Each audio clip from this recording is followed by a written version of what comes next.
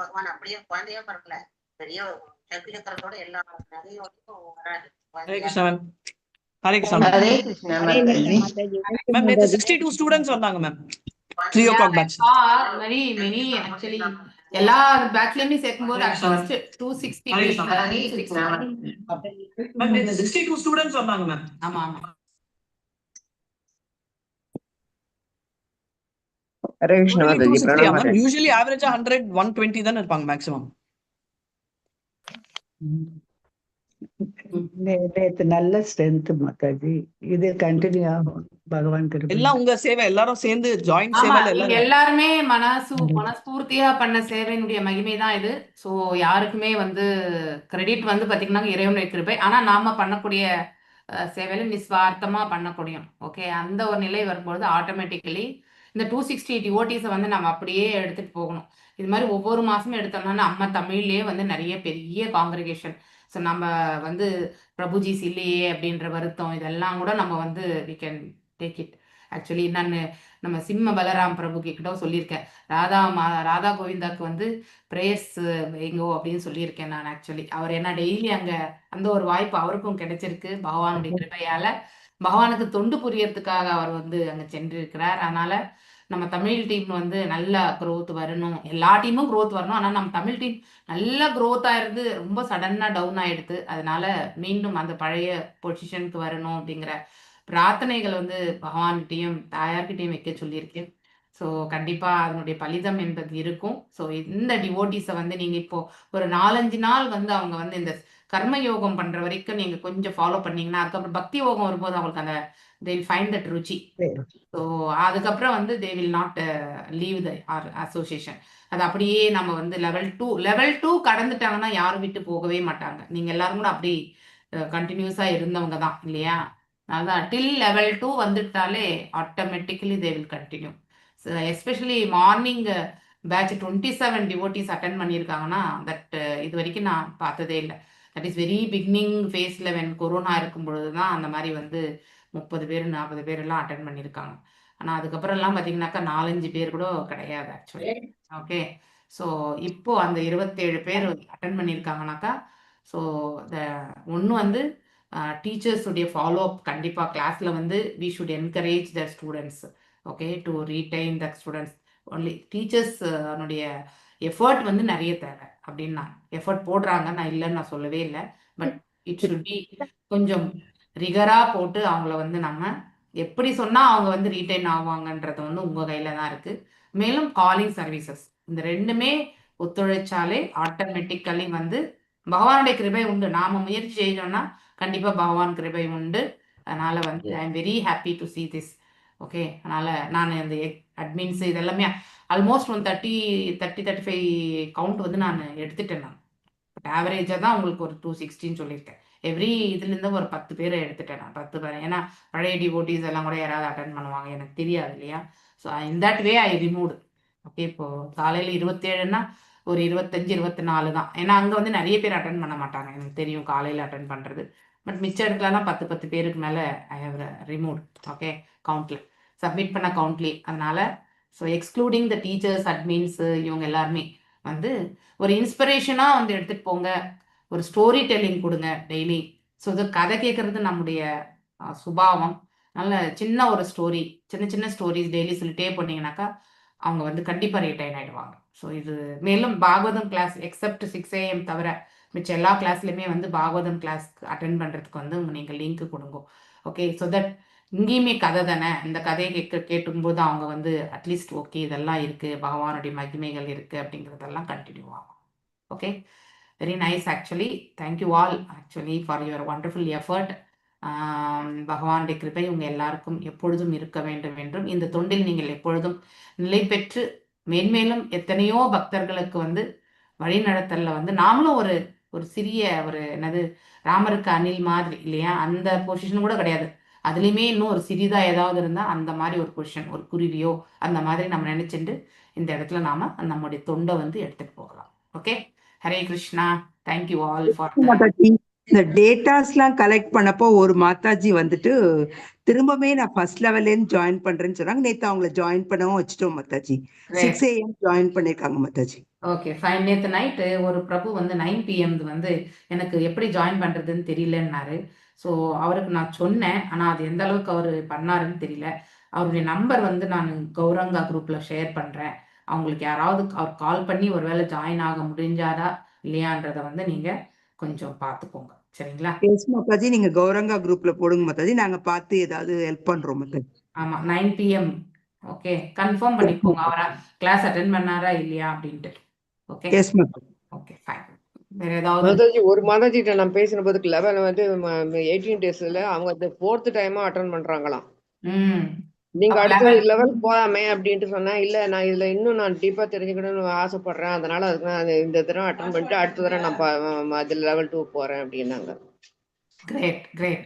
அவங்கள அப்படியே அந்த கண்டினியூஸா நடக்கும் கிளாஸ்ன்னு சொல்லிடுங்க எல்லாருக்குமே. நான் சொல்லிட்டேன் மாதாஜி, சொல்லிட்டேன். Good. Actually wonderful efforts actually. So நம்ம இவங்க வந்து அதாவது பகவானுடைய கிருபை நமக்கு இருக்கிறதா தான் இதெல்லாமே பண்ண முடியறது. அதே மாதிரி குரு பரம்பரானுடைய கிருபை. ஸோ நம்ம என்என்டி பிரபுஜியோடைய கருணை இத்தனையுமே நம்ம சேர்ந்து தான் இந்த ஒரு பிரயாணத்தை நம்மளால் மேற்கொள்ள முடியும். அதனால நீங்க எல்லாருமே மன உறுதி கொண்டு உங்களுடைய செயல்களை வந்து முழுமையாக அவருக்கு சமர்ப்பிச்சிடுங்கோ. ஸோ தட் இஸ் நிறையவே ப்ரேயர்ஸ் பண்ணிகிட்டே தான் இருக்கிறேன் நான். ஆக்சுவலி இந்த 18 days கொஞ்சம் நல்லா ஸ்டெபிளைஸ் ஆனாக்கா நமக்கு புது புது டிவோட்டிஸ் வருவாங்க, நிறைய கிளாஸஸ் எடுக்கலாம், நிறைய நிறைய பேர் டீச்சர்ஸ் ஆகலாம், நிறைய சேவைகள் கொடுக்கலாம். ஓகே அதுதான். ஸோ நிறைய சேவைகள் கொடுக்கும் பொழுது நமக்கும் வந்து ஒரு ஆனந்தம் என்பது இருக்கிறது இல்லையா? அந்த சிறிய ஆனந்தத்தை நம்ம என்றைக்குமே வந்து விட்டுட முடியாது. Okay so especially I can tell, நான் 18 days எடுத்த போது இருந்த அந்த திருப்தி இப்போ கிடையாது எனக்கு ஆக்சுவலி இருக்கிற ஒன்று. ஏன்னா அது வேணா இது பழகிடுச்சுன்னு நினைக்கிறேன். அதனால தான் 18 days பார்த்தீங்கன்னாக்கா இட் வில் பி நம்ம ஆன் த டோஸ் மாதிரி தான், அப்படியே எப்போ வேணாலும் இல்லையா? அதாவது கிளாஸ் நல்லா இருக்கும் மாதாஜி. அந்த 18 நாள் வந்து அப்படியே ஒரு மாதிரி மனசுக்கு லைட். அது 7 மணி வந்து எத்தனை ஒரு 2.5 வருஷத்துக்கு மேலே எடுத்திருப்பேன் நான் 18 நாள் வந்து. ஸோ அது கிட்டத்தட்ட ஒரு 42வது பேட்ச் வரைக்குமே வந்திருக்கும். ஓகே ஸோ அந்த மாதிரி நம்ம எடுக்கிறதுக்கான வாய்ப்பை பகவான் கொடுத்தாரு. அந்த 7 மணி என்ன டக்குன்னு வந்துடணும். ஒன்று அங்கே இருக்கக்கூடிய புத்தம் புது மக்களெல்லாம் பார்க்கும்பொழுது ஒரு பெரிய ஆனந்தமாக இருக்கும் இல்லையா? எல்லாம் இத்தனை பேர் நம்ம இதில் வந்து இங்கே எல்லாருமே வந்து சேர்ந்து பகவானுடைய கிருபை பெறணுமே அப்படிங்கிற அந்த அந்த ஆனந்தம் வந்து இருக்கும். சரி நீங்க எல்லாரும் ஆல்ரெடி கோவில்ல நேத்து அத்தனை கூட்டம் மாதாஜி, இத்தனை பேர் கோவிலுக்கு வர்றாங்க, பின்ன ஏன் இதுல சேர மாட்டேங்கிறாங்க அப்படிங்கிற சந்தேகம் வருது. அவங்க அதாவது அவங்களுக்கு வந்து அதை சொல்றவங்களுக்கு சொல்லி எடுத்து சொல்ற விதமும் எல்லாமே எடுத்து சொன்னா கூட கேட்டுக்கக்கூடிய பக்குவமும் அவங்களுக்கு இருக்காது இல்லையா? இப்ப இதுக்கு நீங்க சொன்ன அந்த உதாரணத்தை சொல்றேன். கனிஷ்ட அதிகாரி வந்து வெறும் கோயில்ல மட்டும்தான் கடவுள் இருக்கார் இல்லையா அப்படிங்கிற ஒரு இது இருக்கும். சில அந்த மாதிரி காலகட்டங்கள் இந்த சமயத்துல தான் நம்ம என்ன பண்ணுவாங்கனாக்கா இந்த மாதிரி கோர்சஸ் இருக்கு, புக்ஸ் விற்கிறது, இதெல்லாமே வந்து அப்பதான் நம்ம செய்யறது. அட்லீஸ்ட் அந்த சமயத்திலாவது அவங்க வந்து கேட்டு ஒரு வாய்ப்பை ஏற்படுத்திக்கணும். ஒன்று கோர்ஸ் சேரணும், இல்லை புஸ்தகத்தை வாங்கி வீட்டில் போய் வைக்கும் பொழுது பகவானுடைய கிருபை அவங்களுக்கு கிடைக்க பெறும். அப்படி எல்லாமே நம்ம வந்து சொல்லலாம். ஓகே அதனாலதான் நம்ம இதுக்கு அயராது உழைக்கணும். அப்படின்னா மனஸ்பூர்த்தியா நீங்க 1 மணி நேரம் சேவை செஞ்சா கூட அதுல வந்து லயித்து இறைவன் தொண்டு இந்த மக்களுக்கு எல்லாமே நம்ம எப்படி இந்த இடத்துல வந்து சேர்ந்து நன்னிலை பெற்றோமோ அது போல அவங்களுமே வந்து பெறணும் அப்படிங்கிற ஒரு ஊக்கத்தோட நீங்க செய்யணும். அப்போ என்ன ஆகுனாக்கா எல்லாருக்குமே டிஸ்ட்ராக்டட் மைண்ட் தான் இல்லையா? நானும் காலையில அதான் சொன்னேன் மாதாஜி, 18 daysல இருந்தா நானும் பக்தி வைபவம் வரைக்கும் இருக்கேன். நீங்க உங்களோட இன்ட்ரெஸ்ட் இருந்தா தொடர்ந்து நீங்க நல்லா படிக்கலாம், நல்ல டீச்சர்ஸ் இருக்காங்க, நல்லா சொல்லி தராங்க, அதனால விடாம படிங்கன்னா சரின்னு இருக்காங்க. கிரேட் மாதாஜி. ஒரு 4-5 நாள் மட்டும் அந்த கர்மயோகம் கொஞ்சம் கஷ்டமா இருக்கும். அப்படின்னா அதை ஏத்துக்கிறதுக்கு வந்து கொஞ்சம் கஷ்டப்படுவாங்க. ஸ்வீட்டா இருக்கக்கூடிய பக்தி பண்ணும்போது சொல்லும் பொழுது கேட்டுப்பாங்க. ஸோ எடுத்த உடனே நம்ம பக்தி யோகம் பண்ண முடியாது இல்லையா? அதனால வந்து கர்மயோகம் போகிற வரைக்கும் கொஞ்சம் நீங்க எல்லாருமே யார் யாருக்கெல்லாம் நீங்க ஃபாலோ பண்ணியிருந்தீங்களோ எல்லாரும் கிளாஸ் அட்டன் பண்ணாங்களா, யாருக்காவது கஷ்டம் இருந்ததா, ஸோ கிளாஸ் ஜாயின் பண்றது கஷ்டமா இருந்ததா அப்படிங்கிறதெல்லாம் கேட்டு அவங்களுக்கு உதவி புரியுங்க. ஸோ தட் அவங்களுக்கு ஒரு கம்ஃபர்ட்னஸ், அப்பா இத்தனை ஃபாலோ பண்ணி நம்மளை வந்து பண்றாங்களேன்ற அந்த இதுக்காவது அவங்க வந்து கண்டினியூஸா அட்டென்ட் பண்ணுவாங்க. ஓகே ஹரே கிருஷ்ணா. மாதாஜி ஹரே கிருஷ்ணா. மாதாஜி ஒரு சின்ன ஒரு கிளாரிபிகேஷன் மாதாஜி. ஒரு கிட் வந்து 6 AM ஜாயின் பண்ணிருக்காங்க மாதாஜி. அவங்க மதரும் 9 PM ஜாயின் பண்ணணும்னு விரும்புறாங்க. பட் ஆனா அவங்களுக்கு ஒரே மொபைல் நம்பர் தான் இருக்கு. அப்ப ஜாயின் பண்ணிக்கலாமா மாதாஜி? எதுல 9 இந்த இதுல மொபைல் ஃபோன் நம்பரா? ஆமா மாதாஜி. அப்போ அந்த இது அப்போ குவிஸ் அது அட்டென்ட் அடல்ட் பண்ணும்போது அடல்ட் வந்து டிஃபரெண்ட், கிட்ஸ் டிஃபரெண்ட். அதனால அது ஒரு பிரச்சனை இருக்காதுன்னு தான் நான் நினைக்கிறேன். அப்ப அவங்களுடைய ஜாயின் பண்ணிக்க சொல்லுங்க. அவங்களுடைய இமெயில் ஐடியும் ஃபோன் நம்பர் வேணா காமனா இருக்கலாம். ஆனா இமெயில் ஐடி 2 அடல்ட் வந்து ஒரே ஃபோன் நம்பர்ல பண்ண முடியாது. ஆனா கிட்ஸ் அடல்ட் வந்து சேரலாம். ஓகே. மெயில் ஐடி மட்டும் வேற மாத்திக்கணுமா மாதாஜி? ஆமா ஆமா மெயில் ஐடி மட்டும் வேற கொடுத்துக்க சொல்லுங்க. அட்லீஸ்ட் ஏதோ ஓகே ஒண்ணு மாதாஜி. வேறுபட்டு இருக்கணும். ஓகேங்களா? சரிங்க மாதாஜி, நான் சொல்லிடுறேன் மாதாஜி. அதுக்கு தான் கேட்டேன் மாதாஜி. எனக்கு தெரிஞ்சு தேங்க்யூ மாதாஜி. டெக்னிக்கலா எதுவும் ப்ராப்ளம் வராது. ஏன்னா இப்ப ரெண்டு அடல்ட் ஒரே இதுல ஜாயின் பண்றதுக்கு தான் கஷ்டம். ஆனா அவங்க கிட்ஸுதே டிஃபரெண்ட் இல்லையா? கிட்ஸ் டிஃபரெண்ட், யூத் டிஃபரெண்ட், அதுக்கப்புறம் வந்து அடல்ட் டிஃபரெண்ட். 3 ஸ்லாப்ஸ் இருக்கிறதுனால தேங்க்யூ மாதாஜி. ஹரே கிருஷ்ணா. ஜெய ஹரே கிருஷ்ண மாதாஜி. மாதவ குஞ்ச பிஹாரி ஜெய ராதா மாதவ குஞ்ச பிகாரி ஜெய ராத மாதவ குஞ்ச பிஹாரி ஜெய ராதா மாதவ குஞ்ச பிகாரி ஜெய கோபி ஜனவல்லபா கிரிவரதாரி ஜெய கோபி ஜன வல்லபா கிரிவரதாரி ஜெய கோபி ஜனவல்லபா கிரிவரதாரி ஜெய கோபி கோபி ஜனவல்லபா கிரிவரதாரி யசோதநந்தன பிரஜன ரஞ்சன யசோதநந்தன பிரஜ ஜன ரஞ்சன யசோதநந்தன பிரஜன ரஞ்சன யசோதநந்தன பிரஜ ஜன ரஞ்சன யமுனதீராவனச்சாரி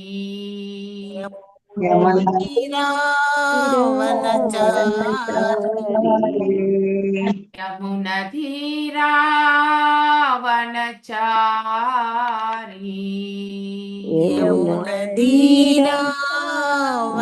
யமுனதீராவனச்சாரி ஜெய ராத மாதவ குஞ்ச பிஹாரி ஜெய ராதா மாதவ குஞ்ச பிகாரி ஜெய ராத மாதவ குஞ்ச பிஹாரி ஜெய ராதா மாதவ குஞ்ச பிகாரி ஹரே கிருஷ்ணா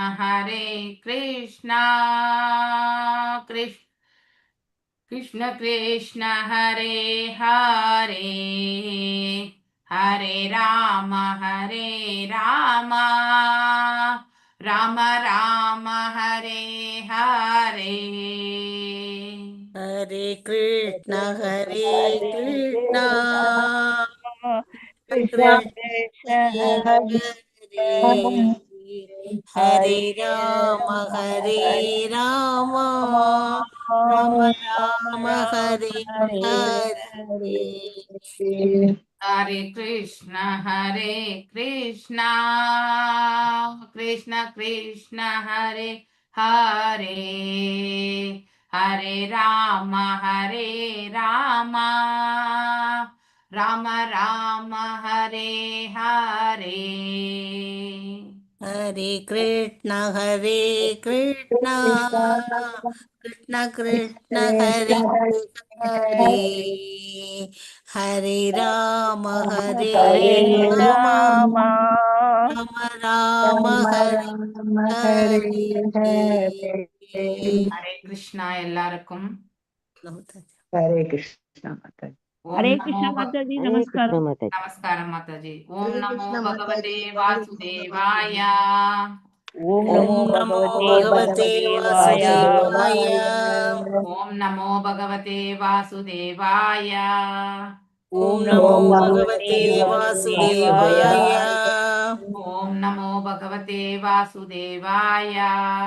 ஓம் ओम நமோ नमो பகவதே भगवते வாசுதேவாய. वासुदेवाय நாராயணம் நமஸ்கிருத்யாம் நாராயணம் नारायणं नमस्कृत्य நமஸ்கிருத்யாம் நரம் செய்வ நரோத்தமம் நரம் नरं சைவ चैव நரோத்தமம் नरोत्तमम् தேவீம் சரஸ்வதிம் வியாசம் தேவீம் சரஸ்வதிம் வியாசம் ததோ ஜெயமுதீரயேத் ததோ ஜெயமுதிரயேத். நஷ்டப்ராயேஷு ஆபத்ரேஷு நஷ்டப்ராயேஷு அபத்ரேஷு நித்யம் பாகவத சேவையாம் நித்யம் பாகவத சேவையாம் பகவத்ய உத்தம ஸ்லோகே பகவத்ய உத்தம भगवते उत्तम பக்திர்பவதி நைஸ்திகி. பக்திர் பவதி நைஸ்திகி. Reading from Bhagavatam, 5th canto, 4th chapter. முழுமுதற் கடவுளான ரிஷபதேவரின் குணநலன்கள். இப்போ ரிஷபதேவர் அவதரித்து விட்டார். யாருடைய இதுல? நாபி மன்னனுக்கும் मेरुदेवी மேருதேவிக்கும் மகனாக பகவான் வந்து அம்சமாக வருவேன் அப்படிங்கிறதுமே சொல்லியிருக்கார். ஓகே, ஸோ அவர் வந்து அவதரிச்சாச்சு. ஸோ இப்போ அவரை பற்றிய இயல்புகள், அவர் எவ்வாறு அரசாண்டார், அதன் பிறகு அவருக்கு பிள்ளைகள், அதன் பிறகு அவர் வந்து பரத மகாராஜாவுக்கு மணிமகுடம் சூட்டி, பிறகு அவர் வந்து அரச இதுலேருந்து, அதாவது துறவரத்தை மேற்கொள்றது அப்படின்னா அவதூதராக வீட்டை விட்டு கிளம்பிடுறார் ஆக்சுவலி. ஓகே, அதை பற்றி தான் நாம் இந்த அத்தியாயத்தில் படிக்க போகிறோம். இதில் மொத்தமும் வந்து 19 ஸ்லோகங்கள் தான் இருக்கு. ஓகே, ஸோ இந்த குவாலிட்டிஸ், அப்போ முதல் 3 ஸ்லோகங்கள் வந்து அவருடைய இயல்புகளை பற்றி சொல்றது. அவர் என்னென்ன மாதிரி எல்லாமே வந்து இயல்புகள் வந்து பகவானுடைய அதாவது அவரிடம் இருந்த பண்புகளை எல்லாமே இவர் வந்து சிலது எல்லாமே வந்து அவர் வந்து வெளிப்படுத்தும் பொழுது இறைவனுடைய குவாலிட்டிஸ் எல்லாம் இவங்க நோக்கினதுனால அவருக்கு ரிஷப அப்படிங்கிறவர், ரிஷப தேவர் அப்படிங்கிற வந்து பேர் வச்சாங்க. அதன் பிறகு அவர் வந்து நாட்டை ஆள்றதுக்கான அந்த அந்த நிலையுமே, அதாவது அவருக்கு மணிமகுடம் சூட்டினார்கள். இது முதல் 2 ஸ்லோகங்கள். மேலும் 3வது வந்து இந்திரனுக்கு வந்து பொறாமை வருகிறது, அதனால மழையை நிறுத்தணும் அப்படிங்கிற ஒரு செயல் செய்யுது. ஏன்னா இந்திரன் எப்பவுமே தன்னுடைய பதவிக்கு ஆபத்து அப்படிங்கிறது வந்துட்டாலே அவர் என்ன பண்ணுவார் ஆக்சுவலி, ஸோ அவங்களுக்கு வந்து தொந்தரவு கொடுக்க ஆரம்பிப்பார் இல்லையா. ஸோ மழை, இவ ஆட்சி புரியும் பொழுது மழை இல்லை என்றால் விளைச்சல் இருக்காது இல்லையா, சங்கடங்கள் வரும். அந்த ஒரு தொந்தரவை வந்து இந்திரன் வந்து வழங்குகிறார். ஸோ அது வந்து 3வது ஸ்லோகம். மேலும் வந்து 4லிருந்து 7. ஸோ அவர் என்ன சொல்றாரு, பிளிஸா அவர் வந்து நாபி வந்து பார்த்தீங்கன்னாக்கா அந்த தன்னுடைய மகனை வந்து நல்ல விதத்துல எடுத்துட்டு போறார் ஆக்சுவலி. அவரும் ஆனந்தம் கொள்கிறார், இந்த பிள்ளையை வந்து வளர்த்ததுல வந்து ரொம்ப ஆனந்தம் கொள்கிறார். யாரு? நாபி மன்னர். மேலும் வந்து அவர் வந்து ரிஷபதேவர் வந்து அரசாளக்கூடிய அந்த இதுக்கு வந்து வந்த பொழுது அவருக்கு மணிமகுடத்தை சூட்டுகிறது வந்து 5th ஸ்லோகம். அடுத்து வந்து 6லிருந்து 7வது ஸ்லோகம் வந்து நாபி மன்னருடைய புகழாரங்கள். ஓகே, ஸோ அவர் வந்து பிராமணர்களுக்கு எல்லாமே வந்து நன்மை செய்து அதன் பிறகு அவர் வந்து வைகுண்டத்தை அடைகிறார் என்பது வந்து நாபி மன்னர் வந்து இந்த பிரபஞ்சத்தை விட்டு நீங்குகிறார் என்பதை எடுத்துரைக்கக்கூடிய ஸ்லோகம் 6-7 ஸ்லோகம். அடுத்து வந்து ரிஷபதேவருடைய சுபாவம் மற்றும் அவருடைய வம்சம். ஓகே, 100 பிள்ளைகள் அவருக்கு. ஸோ ரிஷபதேவர் வந்து ஒரு பிரம்மச்சரிய வாழ்க்கையுமே பர்ஃபெக்டா கடைபிடிச்சார், கிரகஸ்த வாழ்க்கையுமே அவர் வந்து நல்ல முறையில வந்து கடைபிடித்தார் அப்படிங்கிறதுமே வந்து எடுத்துரைக்கக்கூடிய ஸ்லோகங்கள். அடுத்து 14, அது வந்து 8வது ஸ்லோகம். 9லிருந்து 13 வந்து ரிஷபதேவருடைய பிள்ளைகள் யார் யார், எத்தனை பேர், 100 பிள்ளைகள் எப்படி வந்து அதுல 9 பேர் மட்டும்தான் வந்து அரசு, ஐ திங்க் 9 பேர் 10 பேர் மட்டும்தான் பரத மகாராஜாவோட இருப்பாங்க. மிச்ச பேர் எல்லாருமே வந்து ஒரு துறவரம் பிராமணர்களாக மாறிய ஒரு இது. ஓகே, ஸோ அது எத்தனை பேர் என்னன்றதை நம்ம பார்க்கலாம். அடுத்து 14லிருந்து 15. ஸோ அவருடைய செயல்கள், அதாவது ரிஷபதேவருடைய செயல்களும் அவருடைய அதாவது இயல்புகளும் அவருடைய பண்புகளும் பற்றி படிக்கிறது. அடுத்து 16லேருந்து 18 இவர் வந்து பிராமணர்களுடைய அதாவது பிராமணாஸ் அதாவது 3 விதமான நிலைகளை பற்றி படிச்சிருக்கோம் இல்லையா. ஒரு அரசன் வந்து ஒரு குற்றவன் வந்து நல்ல விதத்துல ஆட்சி புரியணும்னா அவன் வந்து பிராமணர்களுடைய குரு, பிராமணர் மற்றும் பகவான் இந்த 3 பேருடைய கருணை கண்டிப்பாக இருக்கணும் இல்லையா. அப்படின்னா உதவி இல்லை, இந்த 3 பேருடைய உதவி இல்லைன்னா கண்டிப்பாக அவர்களால் வந்து நல்லாட்சி புரிய முடியாது. ஸோ இங்க பிராமணர்களுக்கான அதாவது வேல்யூ, சத்திரியன் வந்து பிராமணனுக்கு வந்து மதிப்பு கொடுத்தால் ஆட்டோமேட்டிக்லி பிராமணருமே வந்து மேலும் சத்திரியர்கள் ஆளுபவர்களுக்கு அவர்களுடைய முழுமையான ஒத்துழைப்பை அவங்க கொடுப்பாங்க இல்லையா. அந்த உபதேசத்தினால இந்த மன்னர்களும் நல்முறையில் ஆட்சி புரியும் பொழுது ஸோ அந்த நாடுமே வந்து செழுமை பெறுகிறது இல்லையா. ஸோ அதனால இந்த இடத்துல பிராமணர்களுடைய அறிவுறுத்தலை வந்து ஏற்றுக்கொண்டு ஆட்சி புரிகிறார் ரிஷபதேவர். ஸோ இவந்தோ அவரே வந்து அதில் பர்ஃபெக்டாக இருக்கார், ஏன்னா பகவான் ஸ்வயம் பகவானே இல்லையா. அதனால ஸோ மேலும் இவர் யக்னங்களை வளர்க்குறார், அது எல்லாமே வந்து அவருடைய குடிமக்களுக்கு வந்து திருப்தி கொடுக்கிறது. இது 18வது ஸ்லோகம். 19வது ஸ்லோகம் வந்து at Brahmavarta is instructions instructed is sons. இந்த கடைசியில் வந்து அவர் வந்து பிரம்ம வார்த்தா என்ற இடத்துல வந்து தன்னுடைய பிள்ளைகளுக்கு வந்து அவர் வந்து உபதேசங்களை புரிகிறார். யாரு? ரிஷபதேவர். ஓகே, நீங்கள் கூட பார்க்கலாம், நிறைய உட்காந்துட்டு ஒரு அரசனாக ஒரு சிம்மாசனத்தில் மாதிரி உட்கார்ந்து இருக்கக்கூடிய ஒரு பிக்சர் நீங்கள் நிறைய இடத்துல பார்க்கலாம் இல்லையா. அது யாருன்னு நம்ம ரிஷபதேவருடைய இதுதான். ஓகே, ஸோ நம்ம இப்போ அவரை பற்றி நாம் ரிஷபதேவர் என்பவர் இந்த இவங்க ஜெயினிசம் அந்த இதில் அவரை வந்து இதுவாக எடுத்துட்டு செய்கிறாங்க இல்லையா. ஏன்னா அவர் அவதூதராக இருக்கும் பொழுது அதாவது ஃபுல்லி நேக்கட் இல்லையா. ஸோ அந்த ஒரு இதை வந்து அவங்க பரிபாலிக்கிறதா அவங்க நினச்சி பண்ணுறாங்க. ஆனால் கண்டிப்பாக அவர் அப்படி கிடையாது. அவருடைய இதை வந்து அவங்க ஃபாலோ பண்ணுறது கிடையாது. அவங்களுக்கு வந்து அந்த பரம்பராவே கிடையாது அப்படிங்கிறத வந்து நாம் தெரிஞ்சுக்கணும். Okay, it is not Jainism or anything followed from Rishabhadeva. Okay, it is totally ruled out. ஆனால் அவருடைய அந்த பாவத்தை வந்து அவங்க ஏதோ ஒரு விதத்தில் வந்து பண்ணிட்டு இருக்காங்க, அவ்வளோதான். ஸோ அவங்களுக்குன்னு எந்த இடத்துலேருந்து வருதுன்னு நமக்கு தெரியாது. பட் ஜெயின்ஸ் வந்து இதை யூட்டிலைஸ் பண்ணுறாங்க. ஆக்சுவலி ரிஷபதேவர் இந்த பக்கம் சவுத் இந்தியா பக்கம் தான் அவர் இருந்ததாக சொல்லப்படுகிறது. தெரியல, பார்க்கலாம். இதை படிக்கும் பொழுது வரும். நான் அப்போ கிளாஸ் வாசிக்கும் பொழுது அதை கேட்டது. மேபி 1.5 year ஆயிடுச்சு இது கிட்டத்தட்ட. ஓகே, ஸோ ஒரு வருஷத்துக்கு மேலே ஆயிடுச்சு. ஐ திங்க் இது மோஸ்ட்லி கர்நாடகா பக்கம் தான் இவர் இருந்ததாக நம்ம அது வரும், நம்ம பார்க்கலாம் அது எந்த சமயத்துலன்றது. Okay, fine. ஸோ இப்போ நான் வந்து இந்த அத்தியாயம் 4 முழுமுதற் கடவுளான ரிஷபதேவரின் குணநலன்கள். இவ்வத்தியாயத்தில் நாபி மன்னனின் புதல்வர் ரிஷபதேவர் 3 புரல்களை பெற்றெடுத்தும் அவர்களின் ஆட்சி காலத்தில் இவ்வுலகம் முழுவதுமே மகிழ்ச்சி கடலில் ஆழ்ந்திருந்ததும் என்னும் செய்தியை குறிப்பிட்டுள்ளன. ரிஷபதேவர் நாபி மன்னனின் புதல்வராக பிறந்த பொழுது அக்காலத்தில் அழகு மற்றும் ஆண்மையில் மிகச் சிறந்தவராக மக்களால் போற்றப்பட்டார். அவரது சமநோக்கு, செல்வாக்கு, வலிமை, ஊக்கம், உடல் ஒளி மற்றும் உன்னத குணங்களில் எல்லாம் இணையற்று விளங்கிய தனது மைந்தனின் மேன்மைமிக்க குணங்களை கண்ட நாபி மன்னன் அவருக்கு ரிஷப அப்படின்னா மிகச் சிறந்தவர் என்று என்னும் பொருளை உடைய பெயரினை வந்து இட்டார். அவரது செல்வாக்கு ஈடு இணையற்றதாக இருந்தது. மழையின்றி மக்கள் தவிர்த்த பொழுது மழைக்கு பொறுப்பான தேவேந்திரனை பற்றி ரிஷபதேவர் சிறிதும் கவலைப்படாமல் அஜனாபம் முழுவதும் நல்ல மழை பெய்ய செய்தார். ஸோ முதற் கடவுளை மைந்தனாக அடைந்த நாபி மன்னர் அவரை கண்ணுங்கருத்துமாக வளர்த்தார்.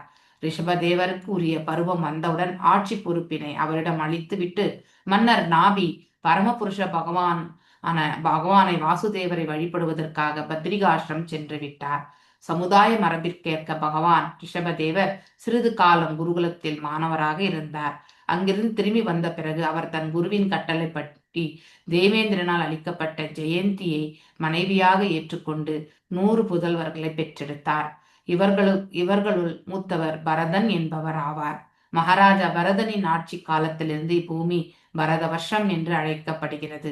ரிஷபதேவரின் பிறப்பு புதல்வர்கள் குஷவர்தன், இலாவர்தன், பிரம்மவர்தன், மலையன், கேது, பத்ரசேனன், விதர்பன், கீகடன் என்பவர்களினால் தலைமை ஏற்கப்பட்டது. மேலும் கவி, ஹவி, அந்தரக்ஷன், பிரபுத்தன், விப்லலாயன், ஆவிர், கோத்ரன், துர்மிலன், சமசம், மற்றும் கரபஜனன் என்னும் 9 புலர்களும் அரசாள்வதில் விருப்பமின்றி பாகவதத்தில் உள்ள நீதிமொழிகளை பின்பற்றி இறந்தும் அறிவுரைத்தும் கிருஷ்ண உணர்வினை பரப்பி வந்தனர். ஸோ அதாவது நவ என்ன சொல்லுவாங்க அவங்களுக்கு. ஸோ இவர்களில் செயல்களும் குணங்களும் ஸ்ரீமத் பாகவதத்தில் 11வது காண்டத்தில் இடையே நடைபெறும் உரையாடலில் விளக்கப்பட்டிருக்கு. ஸோ அப்படின்னா இந்த 9 பேரை பற்றி நாம மீண்டும் 11th கேண்டோல படிப்போம் அப்படிங்கிறது சொல்லப்பட்டிருக்கு.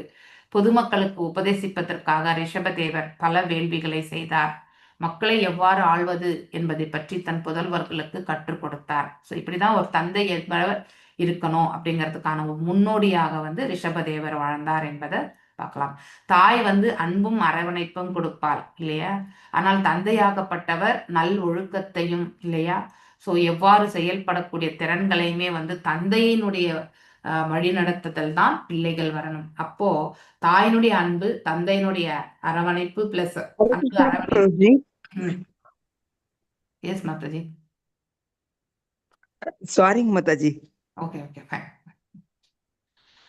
शुशुक उवाच अतः तम् उपत्यैवाभिव्यज्यमान भगवल्लक्षणम् शाम्यो भक्षम वैराग्यैश्वर्य महाविभूतिभिर् अनुदिनम् एदमानुभावम् प्रकृत्यय प्रजा ब्राह्मण देवाक्ष सावनी तलसमवना யாதிதாரம் ஜக்ருதுஹு.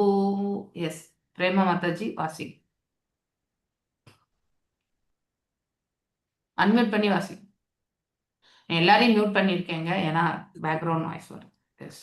ஸ்ரீ சுக உவாச்ச அதகம் உற்பத்தியை வியாபிஜன விஜயமான பகல்லட்சணம் சம்யோபட்ச வைராக்யஸ்வர்ய மகாவிபூதிபிர் அனுதினம் ஏதமானுபாவம் பிரகிருத்ய பிரஜா பிரக்மான தேவாஷ் சாவணி தலசமாவன யாதிதாரம் ஜக்ருதுஹு. அதக இவ்வாறு முழுமுதற் கடவுள் அவதரித்த பிறகு தம் அவரை உற்பத்தியா அவர் தோன்றியது முதல் ஏவ கூட அபிவியஜமான தெளிவாக வெளிப்படுத்துதல் பகவத் லட்சணம் முழுமுதற் கடவுளின் லட்சணம் உடையவராக சாமியக எல்லோரிடத்தும் சமமானவராக உபசம பலன்களை மற்றும் மனதினை கட்டுப்படுத்தி முற்றிலும் அமைதியாக இருத்தல் வைராக்கியம் ஐஸ்வர்ய செல்வங்கள் மகாவிபூதிபிகி சிறந்த குணங்களுடன் அனுதினமும் ஏதமான அதிகரித்து அனுபவம் அவரது சக்தி பிராகிருத்திய அமைச்சர்கள் பிரஜைகள் பிரம்மத்தை பற்றிய நிலையறிவு உடைய மேலோர்கள் தேவர்கள் மேலும் அவனி தவ பூமியினை மேற்பரப்பினை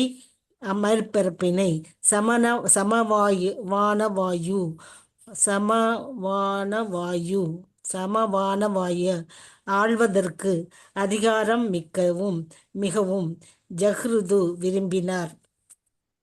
மொழிபெயர்ப்பு பொருளுரை ஸ்ரீல பிரபுபாதாக்கு ஜெய்.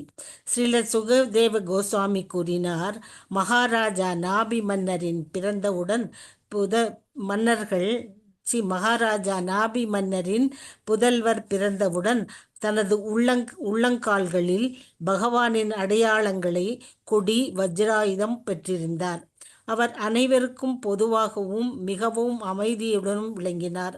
அவர் தனது மனம் மற்றும் புலன்களை கட்டுப்படுத்தக்கூடியவராகவும் எல்லா செல்வங்களும் உடையவராகவும் விளங்கினார். அவர் உலகில் இன்பத்தை தேடி அலையவில்லை. இக்குணங்கள் அனைத்தும் கொண்டு விளங்கிய நாபி மன்னரின் மைந்தர் தமது ஆற்றல் நாளுக்கு நாள் அதிகரிக்க பெற்றார். இதன் காரணமாக அந்தணர்களும் தேவர்களும் அமைச்சர்களும் குடிமக்களும் ரிஷபதேவர் மன்னராகி உலகினை ஆள வேண்டும் என்று விரும்பினர். பொருளுரை: இக்காலத்தில் சாதாரணமாக பிறந்தோருக்கு இடையில் உடலில் காணப்பட்ட அடையாளங்களை பற்றிய குறிப்பு நமது ஆர்வத்தினை தூண்டுவதாக இருக்கின்றது. ரிஷபதேவர் பிறந்தவுடனேயே அவரது பாதங்களில் கொடி, வஜ்ராயுதம், தாமரை மலர் ஆகிய அடையாளங்கள் இருந்தன. இதற்கும் மேலாக பகவான் வளர ஆரம்பித்தவுடன் அவர் மிகவும் முக்கியமானவராக விளங்கினார். அவர் ஒருவருக்கும் சாதக பாதகம் இன்றி அனைவரிடமும் சமமாக நடந்து கொண்டார். கடவுளின் அவதாரம் செல்வம், வலிமை, அறிவு, புகழ், அழகு, துறவு என்னும் 6 வளங்களை உடையவராக இருத்தல் வேண்டும். ரிஷபதேவர் எல்லா வளங்களையும் உடையவராயினும் அவர் உலக இன்பத்தில் மீது பற்றுடையவராக இல்லை. அவர் சுய கட்டுப்பாட்டுடையவராக இருந்தமையினால் அனைவராலும் விரும்பப்பட்டார். அவரது தன்னேறில்லாத குணங்களினால் உலகினை அவர் ஆள வேண்டும் என்று எல்லோரும் விரும்பினர்.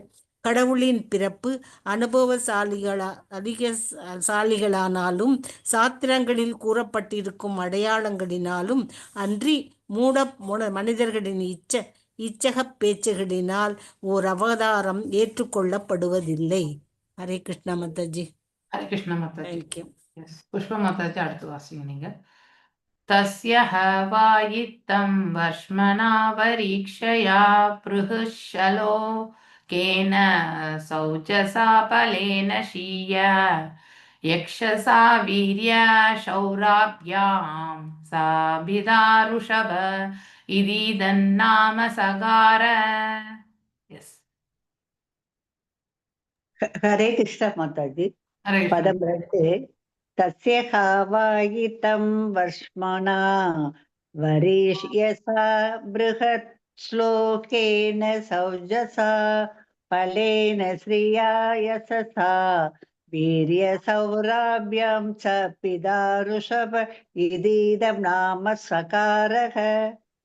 தஸ்யாம் அவரது, ஹவா உறுதியாக, இத்தம் இவ்வாறு, வர்ஷ்மணா உடல் அமைப்புகளினால், வரீனஷா மிக உயர்ந்த, பிருகத் ஸ்லோகேன கவிஞர்கள் பாராட்டும் அனைத்து குணநலன்களும் வாய்க்கப்பெற்று, ச மேலும், ஓஜசா வீரத்தினால், பலேன பலத்தினால், ஸ்ரீயா அழகினால், யசசா புகழினால், வீரிய சௌர்யாபியாம் செல்வாக்கு மற்றும் வீரியத்தினால், ச மேலும், பிதா தந்தை, மகாராஜா நாபி, ருஷப மிகச் சிறந்தவர், இது இவ்வாறு, இதம் இந்த, நாம நாமம், சகாரா அளித்தார்.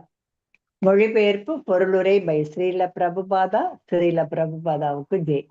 மொழிபெயர்ப்பு: நாபி மன்னரின் புதல்வர் வெளிப்பட்ட பொழுது அவர் கவிஞர்களால் பாராட்டப்படும் முழுமுதற் கடவுளின் அடையாளங்களுடன் கூடிய உடல் உறுதி, வீரம், பலம், அழகு, பெயர், புகழ், செல்வாக்கு, ஊக்கமுடைமை போன்ற நற்குணங்கள் அனைத்தும் வாய்க்க பெற்றிருந்தார். தன் மைந்தனின் இக்குணங்களை கண்டு நாபி மன்னர் மனிதருள் தன் மகனே சிறந்தவர் என்று கருதினார். ஆகையினால் தன் மைந்தனுக்கு ரிஷப என்னும் பெயர் சூட்டினார். பொருளுரை: ஒருவரை கடவுள் என்றோ அல்லது கடவுளின் மறுபிறப்பு என்றோ ஏற்றுக்கொள்வதற்கு முன் அவர் உடலில் கடவுளின் அடையாளங்கள் உள்ளனவா என்று கவனிக்க வேண்டும். இவ்வடையாளங்கள் அனைத்தும் நாபி மன்னரின் பேராற்றல் கொண்ட மைந்தனின் உடலெங்கினும் காணப்பட்டன. அவர் உடல் கட்டுறுதி வாய்ந்ததாக இருந்தது. அவர் உன்னத குணங்கள் அனைத்தையும் தனது மேலான ஆண்மையினையும் வெளிப்படுத்தினார். அவர் தனது மனதினையும் புலன்களையும் அடக்கி ஆள்பவராக விளங்கினார். இதனைத் தொடர்ந்தே அவர் புருஷோத்தமர் என குறிப்பிடும் ரிஷப என்றும் அழைக்கப்பட்டார். ஹரே கிருஷ்ணா மாதாஜி. தேங்க்யூ மாதாஜி. ஹரே கிருஷ்ணா. பத்மா மாதாஜி. யஸ்ய ஹீந்திரஹ சர்வத்மானோ பகவான் வர்ஷேனா வவர்ஷதத் அவதார்ய பகவான் ருஷபதேவோ யோகேஸ்வரஹ பிரஹய்ய யஸ்யாத்ம யோகோ மாயயா ஸ்வவர்ஷம் அஜனாபம் நாமா வர்ஷத். எஸ், வாசிங்க மாதாஜி. ஹரே கிருஷ்ண மாதாஜி. பதம் 3.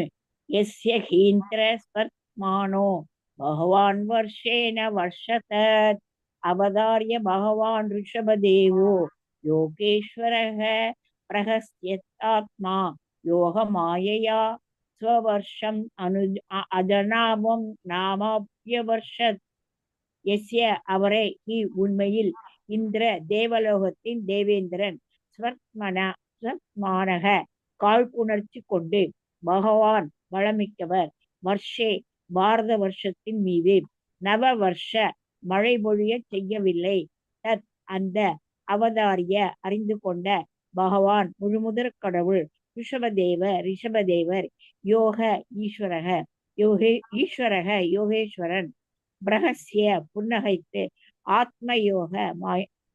ஆத்மயோக மாயையா அவரது சுய ஆன்மீக சக்தியினால் ஸ்வவர்ஷம் அவர் இடத்தின் மீது அஜனாபம் நாம பெயருடைய அபயவர்ஷத் அவர் மழை பெய்ய செய்தார். All glories to Srila Prabhupada. மொழிபெயர்ப்பு. செல்வ சிறப்புடன் விளங்கிய தேவேந்திரன் மன்னர் ரிஷபதேவர் மீது காழ்ப்புணர்ச்சி கொண்டான். பாரத வருஷம் என்று அறியப்படும் உலகின் மீது மழை பொழியாதிருக்குமாறும் செய்தான். அப்போது பரமபுருஷ பகவானும் யோகேஸ்வரனுமாகிய ரிஷபதேவர் தேவேந்திரனின் உள்நோக்கத்தை புரிந்து கொண்டு சிறிது புன்னகை புரிந்தார். பிறகு அவர் தனது யோக மாயையினால் அவரது அகசக்தி தனது இருப்பிடமான அஜனாபம் என்னும் இடத்தின் மீது ஏராளமாக மழை பெய்ய செய்தார். பொருளுரை. இச்சுலோகத்தில் பகவான் என்னும் வார்த்தை இருமுறை பயன்படுத்தப்பட்டு உள்ளது. தேவேந்திரன் மற்றும் பகவானின் மறுபிறப்பான ரிஷபதேவர் என்னும் இருவருமே பகவான் என்று குறிப்பிடப்பட்டிருக்கின்றனர். சில நேரங்களில் நாரதரும் பிரம்மதேவரும் கூட பகவான் என்றே அழைக்கப்படுகின்றனர். பகவான் என்றாலே பிரம்மதேவன், சிவன், நாரதர், இந்திரன் போன்று வளமும் உடையோர் என்று பொருள். மன்னர் ரிஷபதேவர் பரமபுருஷ பகவானின் அவதாரம் ஆகையினால் இவரே உண்மையான பகவான் ஆவார். இதனைத் தொடர்ந்தே அவர் இங்கு யோகேஸ்வரன் எனப்படுகிறார். இதன் பொருள் அவர் மிக உயர்ந்த ஆன்மீக சக்தி உடையவர் என்பதாகும். தண்ணீருக்கு அவர் தேவேந்திரனை நம்பி இருக்கவில்லை. அவர் தானே தண்ணீர் வழங்க வல்லவர். இங்கும் அவர் இதைத்தான் செய்து காட்டினார். பகவத்கீதை யஜ்ஞாங் பவதி பர்ஜன்யக என்று கூறுகிறது. வேள்விகள் செய்வதனால் மழை தரும் கார்மேகங்கள் வானில் சூழ்கின்றன. தண்ணி குடிங்க மாதாஜி. கொஞ்சம் தண்ணி ஜலம் குடி. மேகங்களும் மழையும் தேவேந்திரனின் கீழ் உள்ளன. ஆனால் இந்திரன் இதனை மறுதளித்த பொழுது யஜ்ஞன் அல்லது யஜ்ஞபதி என்று அறியப்படும் பகவான் இந்த சவாலை தானே ஏற்றுக்கொண்டார். இதனைத் தொடர்ந்து அஜனாமம் என்னும் இடத்தில் போதுமான மழை பெய்தது. யஜ்ஞபதி ஒன்றை விரும்பும் பொழுது அவர் பிறர் துணையின்றி எதையும் செய்ய வல்லவர் ஆவார். ஆகையினால் பரமபுருஷ பகவான் எல்லாம் வல்லவர் என்று அறியப்படுகிறார். கலியுகத்தில் மக்களின் அறியாமையினாலும் யஜ்ஞத்திற்கு தேவையான பொருட்களின் தட்டுப்பாட்டினால் யஜ்ஞங்கள் செய்வது புறக்கணிக்கப்படுவதனாலும் இறுதியில் தண்ணீருக்கு தட்டுப்பாடு, அதாவது அனாவிருஷ்டி ஏற்பட போகிறது. அதனால்தான் ஸ்ரீமத் பாகவதம் யஜ்ஞேஹ சங்கீர்த்தன பிரணாய யஜந்தீஹி சுமதேசக என்று கூறுகிறது. சாதாரணமாக யஜ்ஞம் என்பதற்கு பொருள் முழுமுதற் கடவுளை திருப்திப்படுத்துதல் என்பதாகும். இக்கலியுகத்தில் பயங்கர வறுமையும் அறியாமையும் இருப்பினும் அனைவரும் சங்கீர்த்தன யஜ்ஞத்தை செய்யலாம். ஒவ்வொரு சமுதாயத்தில் உள்ள ஒவ்வொரு குடும்பத்தினரும் ஒவ்வொரு நாள் மாலையிலும் சங்கீர்த்தனை யஜ்ஞம் செய்ய வேண்டும். இதனால் மழைக்கு எந்த விதமான தட்டுப்பாடு ஏற்படுவது இல்லை. பௌதீக இன்பத்திற்கும் ஆன்மீகத்தில் முன்னேறுவதற்கும் சங்கீர்த்தன யஜ்ஞம் செய்வது இக்காலத்தில் உள்ள மக்களுக்கு மிக மிக அவசியமானதும் ஆகும். தேங்க்யூ மாதாஜி. தேங்க்யூ மாதாஜி. ஹரே கிருஷ்ணா. ஹரே கிருஷ்ண மாதாஜி. Okay, right. வினிதா கேசே மாதாஜி, டைம் இருந்தால் உங்களுக்கு நான் சொல்கிறேன். ஓகே, இதை நம்ம படிக்கலாம், படித்து முடிச்சுட்டு. எஸ் மாதாஜி. ओके. शुशुक उवाच ओम अज्ञानतिमिरान्धस्य ज्ञानाञ्जनयशलाकय चक्षुरुन्मीलितं येन तस्मै श्रीगुरवे नमः. श्रीचैतन्यमनोभीष्टं स्थापितं येन भूतले स्वयं रूपा कदा मह्यं ददाति स्वपदान्तिकं. हे कृष्णा करुणा सिन्धु दीनबन्धु जगत्पते गोपेशा गोपिका कान्ता राधकान्ता नमस्तुते. तप्तकाञ्चन गौराङ्गी राधे वृन्दावनेश्वरी ऋषभानुसुते देवी प्रणमामि हरिप्रिये. वाञ्छकल्पदारुभ्यश्च कृपा सिन्धुभ्य एव च पतितानां पावनेभ्यो वैष्णवेभ्यो नमो नमः. जय श्री कृष्ण चैतन्य प्रभु नित्यानंद श्री अद्वैत गदाधर श्रीवासादि गौर भक्त वृंदा. हरे कृष्णा कृष्णा कृष्णा हरे हरे, हरे राम राम राम हरे हरे, हरे कृष्णा कृष्णा कृष्णा हरे हरे, हरे राम राम राम हरे हरे. नमो विष्णुपादाय कृष्णप्रेष्ठाय भूतले श्रीमती भक्तिवेदांत स्वामिनिधि नामिने. नमस्ते सारस्वती देवी गौरवाणी प्रचारिणे निर्विशेष शून्यवादे पाश्चात्यदेशधारिणे. मूगं करोति वाचालं भङ्गुं लङ्घयते गिरिं यत्कृपातमहं वन्दे परमानन्दमाधवं श्रीकृष्ण चैतन्य ஈஸ்வரம். ஓகே, நம்ம எல்லாம் வல்ல இறைவனும் மற்றும் குரு பரம்பரானுடைய கருணையாலும் சைத்தன்ய மகாபிரபுனுடைய அருளாலும் நாம் இந்த பாகவதத்தை வாசிச்சுட்டே போயிட்டுருக்கோம். ஸோ கண்டினியூஸாக அட்லீஸ்ட் நம்ம இப்போ அட்லீஸ்ட் ஒரு 5வது காண்டம் வரைக்கும் வர்றதுக்கான பிராப்தத்தை கொடுத்துருக்காங்க. இதே மாதிரி கடைசி வரைக்கும் எடுத்துகிட்டு போயிட்டு எல்லாரும் நாம் இதை கடைசி வரைக்கும் 12 காண்டங்கள் முடிக்கணும் அப்படிங்கிறது ஒரு ஒரு சங்கல்பம் என்பது நமக்கு தேவையில்லை. ஆனால் இதை அவங்களுடைய பாதங்களில் நம்ம பிரார்த்தனைகளாக சமர்ப்பிப்போம்.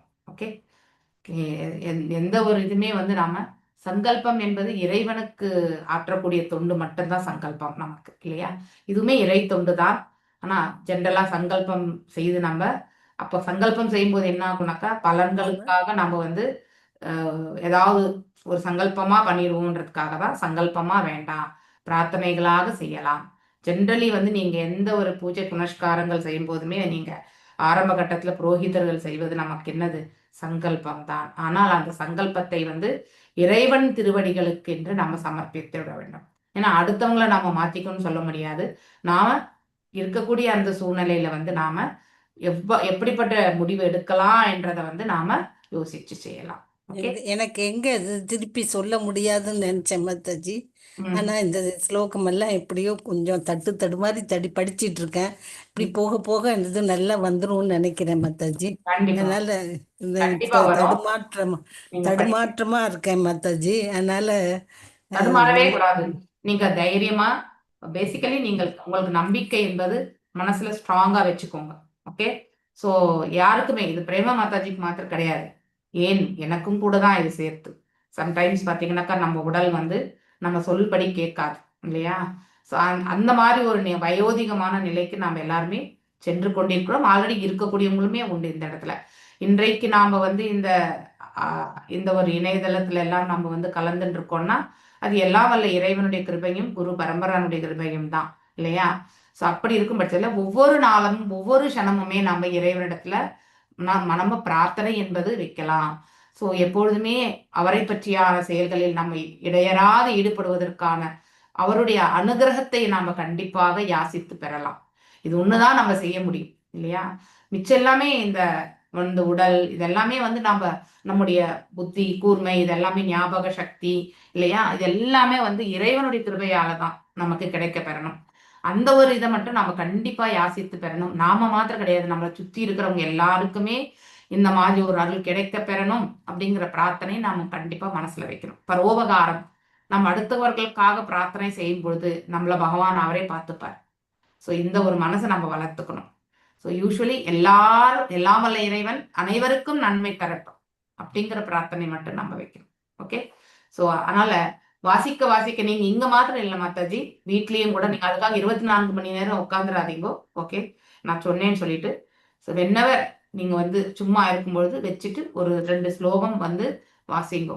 ஆக்சுவலி எனக்கு தெரிஞ்சு ஒன் ஆஃப் த செஷன்ஸ்ல கேட்டது ஸ்லோகத்தை எழுதி, அதை என்னடி பிரபுஜி ஐ திங்க் ஒரு 10-15 நாளுக்கு முன்னாடி கூட ஒரு 2-3 வாட்டி சொல்லிட்டார் கிளாஸ்ல, ரைட் தி ஸ்லோகாஸ். அங்கேயே வந்து நிறைய பேர் ஸ்லோகம் சொல்ல வைக்கிறார் அவருடைய கிளாஸ்ல வந்து. பார்க்காம சொல்றாங்க நிறைய டிவோட்டிஸ். நான் சமையல் பண்ணிட்டு தான் கேட்கறதுக்கான வாய்ப்பு எனக்கு. ஓகே, நான் அன்மியூட் பண்ணி பேசக்கூட முடியாது. ஸோ ஏன்னா ஒரு நாள் ஓப்பன் பண்ணேன்னாக்கா கண்டிப்பா எப்பவுமே கண்டினியூஸா உட்காந்து அந்த பாகவதத்தையுமே கேட்டு நான் அதை வந்து செயல்படுத்தணும்.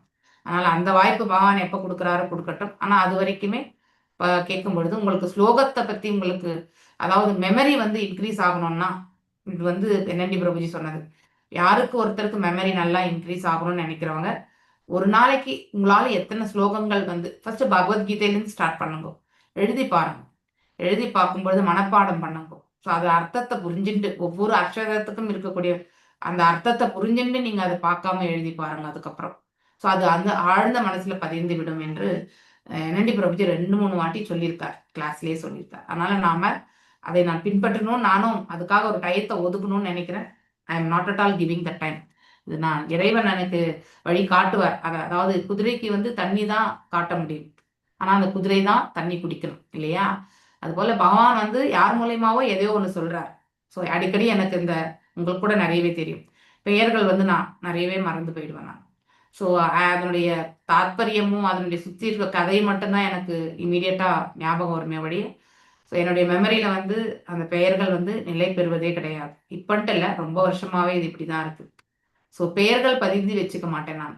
ஸோ நீங்க எல்லாரும் அதாவது 3-4 வருஷமா என்னோட இருக்கிறதுனால தான் உங்க பேர் எல்லாமே எனக்கு மைண்ட்ல பதிஞ்சு இருக்கணும். ஸோ இன் ஜென்ரலாக கூட எனக்கு வரலாறு, இப்போ நம்ம இவங்களை பத்தி படித்தோம், யார பிரச்சேத்தாக்களை பத்தி படித்தோம் இல்லையா, அந்த கவுண்டை பற்றி படித்தோம். இதெல்லாம் ஓரளவுக்கு திருப்பி திருப்பி சொல்லிட்டு இருக்கும்பொழுது மட்டும்தான் எனக்கு ஞாபகம் இருக்கும். மற்றபடி ஒரு வருஷம் கழிச்சு மீண்டும் கேட்டிங்கனாக்கா எனக்கு அந்த பெயர்கள் வந்து ஞாபகத்தில் இருக்குமான்றது எனக்கு தெரியாது. இது என்னுடைய அதாவது கர்ம பலனுடைய விளைவுகளா என்னன்னு எனக்கு தெரியாது. ஆனா ஞாபகம் என்பது எனக்கு கிடையாது. ஸோ அதனால அது அந்த ஞாபகத்தை நாம நிலைப்படுத்திக்கணும்னா, மெமரியை வந்து நம்ம மெமரி லாஸ் ஆகாம இருக்கிறதுக்கு பார்க்கணும்னா கண்டிப்பா ஸ்லோகங்கள் வந்து நமக்கு ஒத்துழைக்கிறது. இன்னொன்னு வந்து நம்ம இந்த காலையில பிரம்ம முகூர்த்தத்துல செய்யக்கூடிய எந்த ஒரு இதுவுமே வந்து மேன்மையான பலனை தரும். ஜென்ரலி ஸ்லோகா ரிசைட்டேஷன் நீங்க நல்லபடியா பண்ணணும்னா பிரம்ம முகூர்த்தத்துல ஒரு 10-15 நிமிஷம் அதுக்காக ஒதுக்கி 4:30 to 6:30 இந்த 2 மணி நேரத்துல நீங்க ஒரு 2 ஸ்லோகம் வந்து நீங்க வாசிச்சீங்கனாலே, அதை நல்ல மனனம் பண்ணீங்கனாலே அது வந்து ஆழமா பதிந்து விடும். ஸோ ரிப்பீட் பண்ணி இப்போ உங்களுக்கு ராதிகா மாதாஜி வந்து பயிற்சி கொடுத்துட்டு இருக்காங்க இல்லையா? ஒரு வகையில வந்து அவங்களுமே வந்து மனப்பாடம் பண்றதுக்கு அவங்களால முடியாதுன்னு எப்பயுமே சொல்லுவாங்க. ஆனா உங்களோட சேர்ந்து அவங்க வாசிக்கிறதுனால சொல்ல முடியறதுன்னு ஒரு வாட்டி எனக்கு ஓப்பனா சொல்லியிருக்காங்க.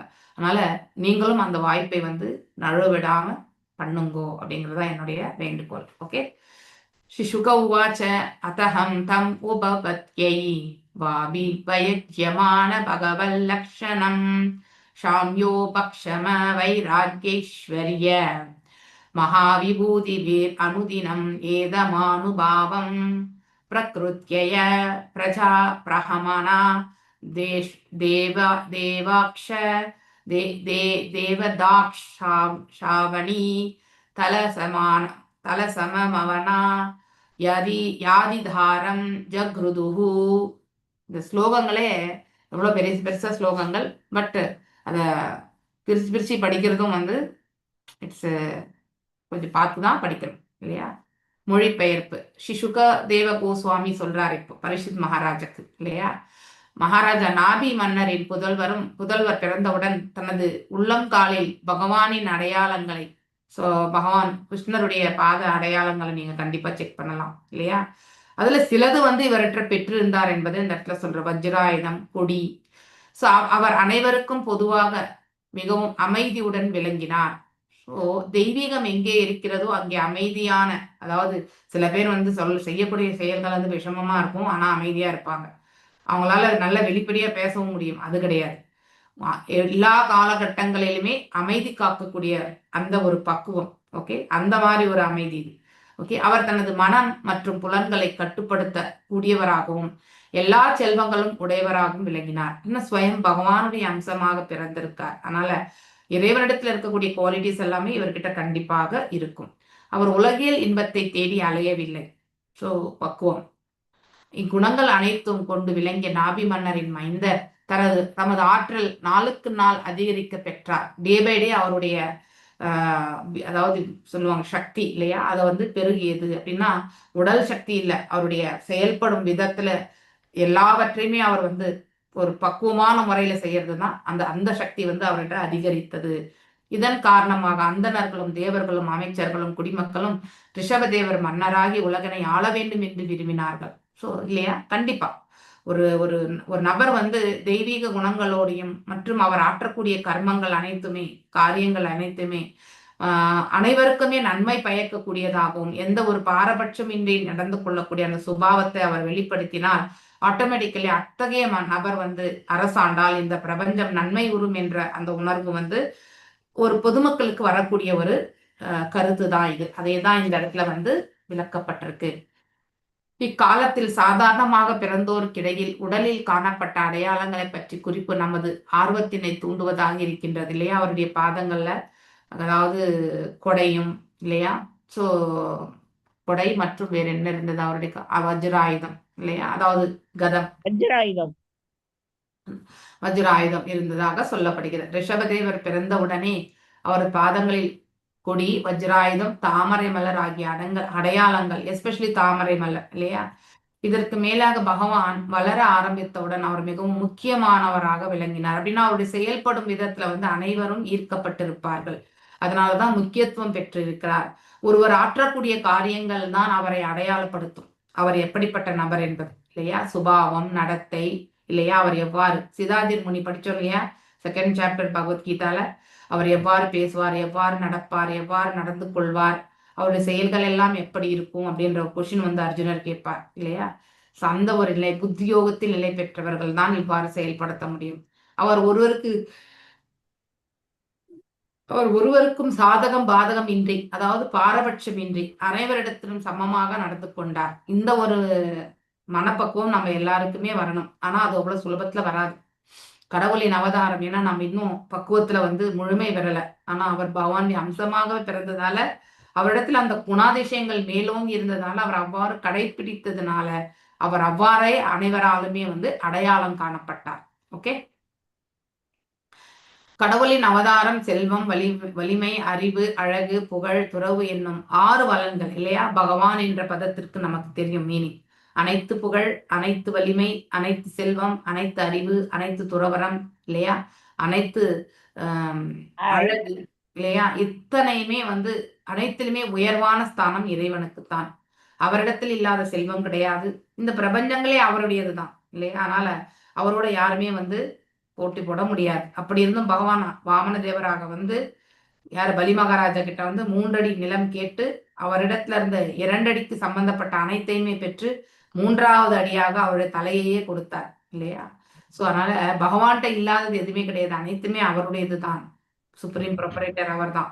அதனால அவருடைய நிலையை நாம வந்து புரிஞ்சுக்கணும். அதுதான் பகவான் என்ற பதத்திற்கு ஆன விளக்கம். ரிஷபதேவர் எல்லா வளங்களையும் உடையவராயினும் அவர் இந்த உலக இன்பத்துல வந்து மீது பற்றுடையவராக இல்லை. அப்படின்னா அதை அடைந்தே தீர வேண்டும் என்ற நோக்கம் என்பது கிடையாது. அப்படிப்பட்ட ஒரு நோக்கத்தை தான் நம்ம வளர்க்கணும். அப்படின்னா இந்த பௌதிக என்ஜாய்மெண்ட்டே இருக்கக்கூடாதா இங்க அப்படின்னு நம்ம கொஸ்டின்லாம் கேட்க வேண்டாம். பௌதிகத்தில் நாம் செயல்பட்டு கொண்டிருந்தாலும், பௌதிக லாபத்தையோ பௌதிக சுகத்தையோ நாம் அனுபவித்தாலும் அது அனைத்துமே வந்து வெறுமனே நிமித்த மாத்திரமாக நாம செயல்படக்கூடிய மனப்பக்குவத்தை நாம வளர்த்துக்கணும். ஸோ அப்போ என்ன ஆகும்னாக்கா அந்த செயல்களுடைய விளைவுகள் வந்து நம்மளை பந்தப்படுத்தாது, இல்லை என்றால் அது நமக்கு பந்தமாகிவிடும். ரிஷபதேவர் எல்லா வளங்களையும் உடையவராயினும் அவர் இந்த உலகத்தின் பற்றில்லை. அவர் சுய கட்டுப்பாடு உடையவராக இருந்ததால, செல்ஃப் கண்ட்ரோல் இல்லையா, உலகினை அவர் ஆள வேண்டும் என்று எல்லோரும் விரும்பினார்கள். அப்படின்னா அவருடைய செயல்களில் பக்குவத்தை கண்டார்கள். கடவுளின் பிறப்பு அனுபவசாலிகளாலும் சாத்திரங்களாலும் கூறப்பட்டிருக்கும் அடையாளங்களாலும் இன்றி மூட மனிதர்களின் இச்சக பேச்சினால் ஒரு அவதாரம் ஏற்றுக்கொள்ளப்படுவது கிடையாது. ஸோ இதெல்லாமே வந்து தோன்ற வேண்டும் இல்லையா? அதை வந்து அடையாளம் காணக்கூடியவங்களுடைய குவாலிஃபிகேஷனும் ரொம்ப முக்கியம் இல்லையா? யாரு வேணாலும் இப்ப என்னுடைய பகன் வந்து அவன் வந்து இறைவனுடைய அம்சம் என்று நான் சொல்லிக் கொண்டால் அதுல என்ன இருக்கு இல்லையா? அது வந்து மிக மிக தவறானது. ஏன்னா எனக்கு அந்த குவாலிஃபிகேஷனும் கிடையாது, என்னுடைய பிள்ளைக்கு அந்த மாதிரி அங்க லட்சணங்களும் கிடையாது. சும்மாவே நாமளே ஏதாவது ஒண்ணு சொல்லி நாமளே வந்து பண்ணிக்கிறது. அததான் அந்த இடத்துல சொல்றது. மூட மனிதர்களுடைய இச்சக பேச்சு, அதாவது அவங்களுடைய தவறுதலான உணர்தல்களால் அவங்க அப்படிப்பட்ட ஒரு பேச்சு வந்து ஒரு அவதாரம் வந்து ஏற்றுக்கொள்ளப்படுவது கிடையாது இல்லையா? சில பேர் வந்து பெருமைக்காக எதெல்லாமே சொல்லுவாங்க. கொஞ்சமா அவங்க வந்து ஒரு சித்திகளுடைய நிலை வந்து அவங்க அடைந்து விட்டாலே அவங்க வந்து என்ன சொல்றது, ஆக்சுவலி அவங்க நானே கடவுள் அப்படின்னு சொல்லக்கூடிய அந்த நிலைக்கு தள்ளப்படுகிறார்கள். ஸோ அது மிக மிக தவறான கருத்து. ஸோ அதையெல்லாம் நாம என்ன பண்ணோம், போகஸ் குருஸ் அவங்கதான். அதை நம்பி நாம வந்து செல்லக்கூடாது. தஷ்யஹ வாயித்தம் வர்ஷ்மனா வரீக்ஷயா பிரஹச்சலே ஸ்லோகேன சௌஜசா பலேன ஷீயயா யக்ஷசா வீர்யா ஷௌராப்யாம் சாபிதா ருஷப இதீதம் நாமசாகர்.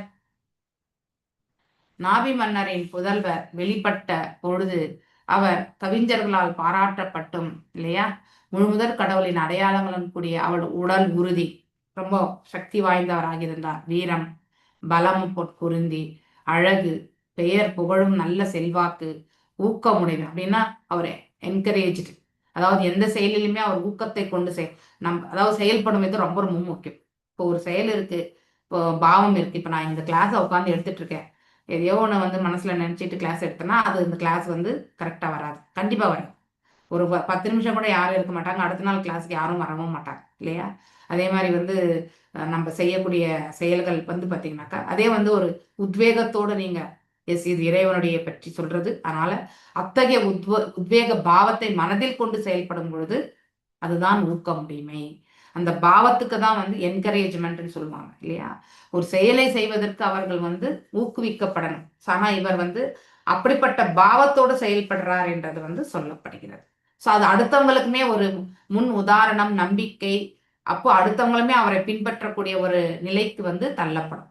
ஸோ ஒருத்தர் ஆற்றக்கூடிய காரியம் வந்து அவர் கைகளில் தான் இருக்கிறது. எவ்வாறு அதை ஆற்றினால் அதை பின்பற்றுவார்கள் என்பது நாம எந்த மனது, உடல் இல்லையா, அதாவது வார்த்தைகள், இது அனைத்துமே வந்து ஒருமுகத்தோடு எடுத்து போகணும் இல்லையா? BMW இல்லையா, பாடி மைண்ட் அண்ட் வேர்ட்ஸ். இதை வந்து நம்ம பக்குவமா எடுத்துட்டு போனோம்னா எந்த ஒரு பிரசங்கமுமே வந்து நல்ல வெற்றிக்கான ஒரு பாதையா கொடுக்கும். ஸோ அது போல இங்க அவர் செய்யக்கூடிய செயல்கள் அனைத்திலுமே ஊக்கத்தோடு செயல்படுகிறார். அப்படின்னா அதை வந்து கடைசி வரைக்குமே ஊக்கமின்மை இருந்தா என்ன ஆகும்னாக்கா அவங்க ஒரு நாள் செய்வாங்க, 2வது நாள் இருக்கவே மாட்டாங்க. அதே ஊக்கத்தோடு இருக்கக்கூடிய அந்த நிலையை வந்து மீண்டும் நிலைப்படுத்துவது அவ்வளவு ஈஸி கிடையாது. ஸோ அதனால ஊக்கம் என்பது ஆழ் மனசுல இருந்து வரணும், அப்ப அந்த காரியம் வந்து வெற்றி பெறும். ஊக்கம் என்பது ஒரு மேலோட்டமான நிலை, ஷாலோ அப்படின்னு சொல்லுவாங்க இல்லையா, மேலோட்டமான நிலையிலிருந்து வந்தா அது வந்து நிலைப்படாது. ஸோ காற்று எப்படி பலமாக அடிச்சா படகு எந்த திசையிலுமே திரும்பி போறதோ அது போல இந்த ஊக்கமற்ற நிலையிலிருந்து நாம் ஆற்றக்கூடிய அந்த கடமைகளோ இல்ல நமக்கு பிடித்த செயல்களோ இல்லையா, ஆன்மீகத்தின் தரப்பில் செயல்களோ இருந்தா அது என்றைக்குமே வந்து வெற்றி கொள்ளாது இல்லையா? இங்கே ரிஷபதேவருடைய செயல்களை நம்ம இந்த இடத்துல பார்க்கிறோம் இல்லையா? இத்தகைய குணங்களை எல்லாம் பார்த்த நாபி மன்னர் வந்து மனிதருள் தன் மகனே சிறந்தவர் என்று கருதினார். ஏன்னா இறை அம்சத்தோட பிறந்திருக்கார். ஆகையினால் தன் மைந்தனுக்கு ரிஷப என்ற நாமத்தை, அப்படின்னா நன்மை இருக்கக்கூடிய நிலை இல்லையா, அந்த ஒரு நிலை ரிஷப என்று அழைக்கப்பட்டார் என்று சொல்லப்படுகிறது. ஒருவரை கடவுள் என்றோ அல்லது கடவுளின் மறுபிறப்பு என்றோ ஏற்றுக்கொள்வதற்கு முன் அவர் உடலில் கடவுளின் அடையாளங்கள் உள்ளனவா என்று கவனிக்க வேண்டும். This is the cheque point. யார் வேணாலும் கடவுளுடைய அம்சமா ஆயிட முடியாது. அவ்வடையாளங்கள் அனைத்தும் நாபி மன்னனின் பேராற்றல் கொண்ட மைந்தனின் உடலெங்கும் காணப்பட்டன. அவர் உடல் கட்டுறுதி வாய்ந்ததாக இருந்தது. அவர் உன்னத குணங்கள் அனைத்தையும் தன் மேலான ஆண்மையினை வெளிப்படுத்தினார். ஸோ அந்த பௌருஷ் இல்லையா, ஸோ அவர் தனது மனதினையும் புலன்களையும் அடக்கி ஆள்பவராக விளங்கினார். யார் ஒருத்தரால மனசையும் புலன்களையும் கட்டுப்படுத்த முடிகிறதோ அவர் அனைத்தையுமே வந்து தன் கட்டுக்குள்ள வைப்பார் இல்லையா. அவர் வந்து ஜீவன் வந்து அத்தகைய ஒரு செயல்களுக்கு அடிமையாகார். அந்த செயல்களை வந்து அவர் தன்னுடைய கட்டுப்பாட்டில் கொண்டு வருவார். அதுதான் நாம செய்ய வேண்டிய, நம்ம ஆஸ்டாரிட்டிஸ் எல்லாம் பண்றோம் இல்லையா, அந்த நாம ஜபங்கள் பண்றோம், இதெல்லாம் வந்து செயல்படுத்துறதுக்கான மூல காரணம் இப்படிப்பட்ட செயல்களை நாம நினைவு கூறி அவ்வாறே நம்முடைய சுபாவத்தை வந்து நாம மாற்றி அமைத்து கொள்வதில் தான் உண்டு. ஓகே, அப்படிதான் நம்ம செயல்படணும்.